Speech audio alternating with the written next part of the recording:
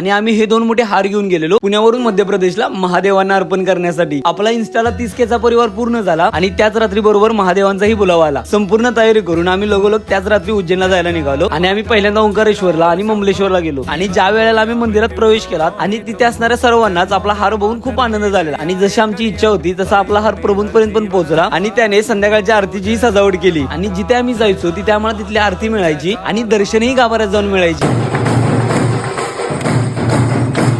जसं आम्ही ओंकारेश्वर आणि ममलेश्वर करून निघालो आणि तसं त्या ठिकाणी खूप भयानक पावसाचं वातावरण झालेलं. सोबत जाताना आम्ही गॅसही घेऊन गेलेलो, त्याच्यामुळे आमचा जेवणाचाही खूप खर्च वाचला. नंतर आम्ही सकाळी लवकर उठून भस्म आरतीला गेलो आणि आम्हाला भस्म आरतीही मिळाली आणि दर्शनही खूप जवळून झालं. तो आरतीचा एक्सपिरियन्स, तिथलं वातावरण हे म्हणजे शब्दातही व्यक्त करता येणार.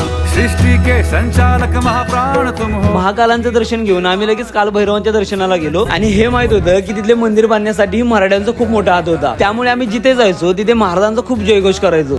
काल भैरव महाराज की जय, छत्रपती शिवाजी महाराज की जय. आणि तिथल्या लोकांनाही आपल्या महाराजांबद्दल खूप प्रेम आहे. तर बाकीचे राहिलेले सर्व मी तुम्हाला नेक्स्ट पार्ट मध्ये दाखवेन. आणि हा कमेंट मध्ये जय शिवराय लिहायला विसरू नका. तोपर्यंत जय शिवराय, हर हर महादेव. ओंकार तुम हो, जय काल महाकाल.